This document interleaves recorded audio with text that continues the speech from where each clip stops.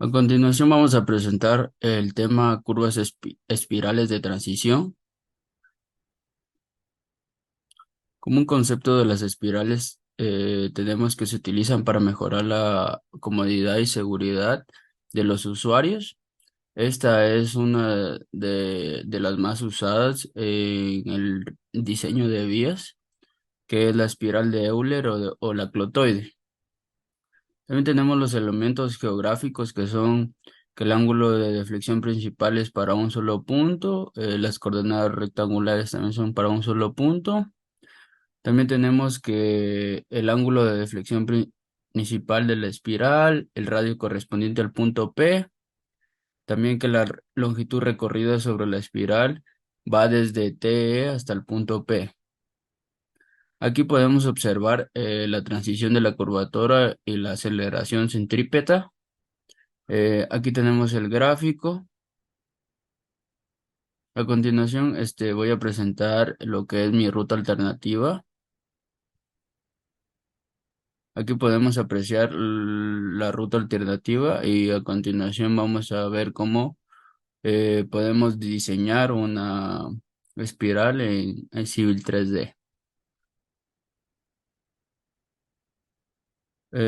A continuación, se escogió aleatoriamente 5 curvas circulares del proyecto, las cuales deben ser seguidas. Se le seleccionó la curva 8, 12, 42, 45 y 56, las cuales cuentan con un radio de 41 metros. Entonces se procede a realizar las modificaciones del alineamiento para después de esta manera las curvas circulares agregarle la longitud que sería de entrada y de salida.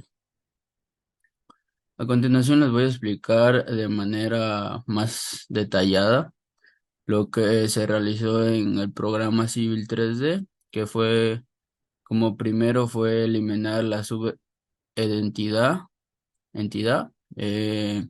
Aquí procedemos a eliminar, después procedemos a crear una curva espiral, en donde seleccionamos el comando Free Spiral, curve espiral. Este debe de tener dos entidades.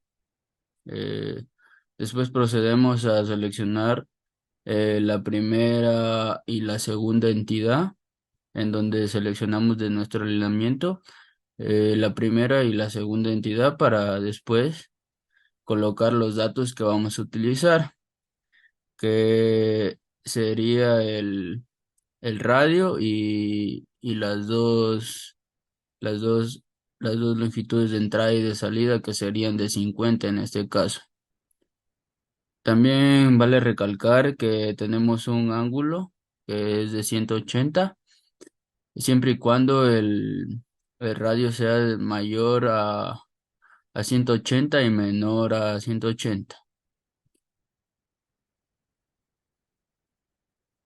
A continuación, yo les voy a presentar los datos de las espirales de la curva que di a elección, que es la ruta alternativa número 2, que representa a la curva número 22 de esta ruta.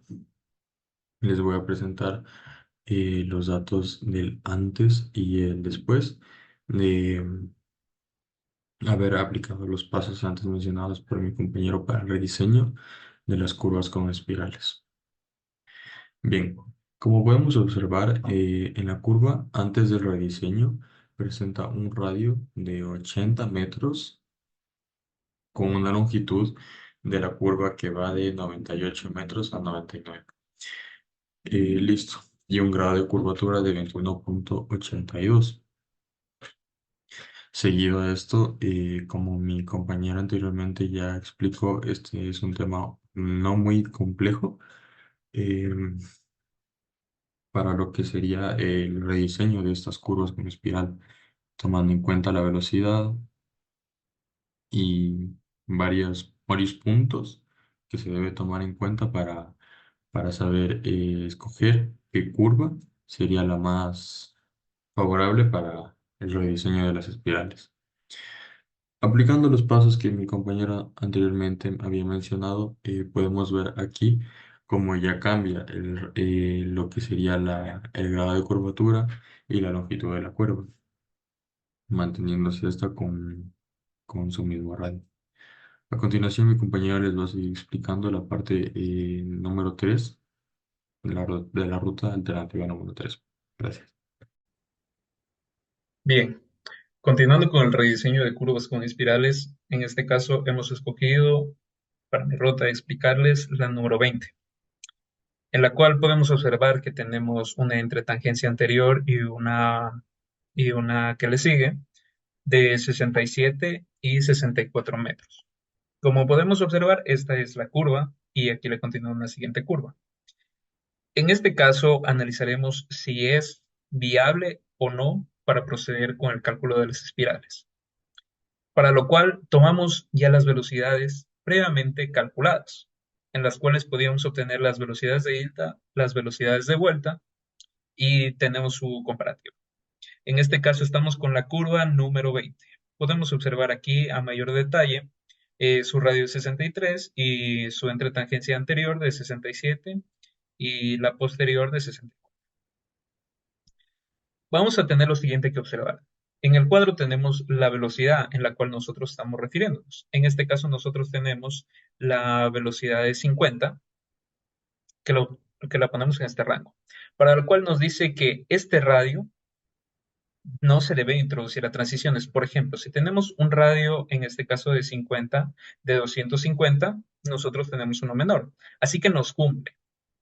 Si sobrepasa este valor, no nos cumpliría para nosotros poner las espirales.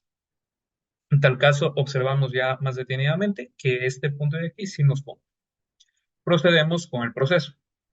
Eliminamos directamente esta curva y la volvemos a crear usando el comando free spiral curve spiral, eh, en donde nosotros colocaremos el mismo radio que ya lo teníamos previamente puesto de 63. Nos aparecerá los valores de las espirales iguales a 58, 58, pero en este caso no los debemos tomar en cuenta porque estos valores se calcularán más tarde de acuerdo al radio que nosotros hemos puesto. Y ya, con todo esto es tan fácil y tan sencillo que podemos observar nuevamente la curva, que esta es la parte solo de la curva, la parte de las espirales, tanto de anterior y posterior. Aquí podemos observar sus valores también. Y notamos asimismo las entretangencias que existen entre esta curva de aquí y la siguiente curva. Podemos observar una gran diferencia, que la curva se ha hecho más pequeña. En este caso, solo este complementaría el radio principal, el radio que nosotros hemos calculado. Y como lo había dicho, cuando nos aparece aquí en la tabla de comandos un radio como 58, no lo tomamos en cuenta porque, como pueden observar, se calcula nuevamente y aquí nos aparecen distintos valores. En este caso es de 60.44. De esta forma, procederemos haciendo con todas las curvas que se nos permita y asimismo hay casos en donde se pueden unir dos curvas con este tipo de espirales. En este caso podemos observar que la siguiente curva podría funcionar de una forma para ponerle espirales y que se convierta en una curva y contracurva seguidas sin necesidad de agregar una entretangencia. Y eso sería todo. Muchas gracias.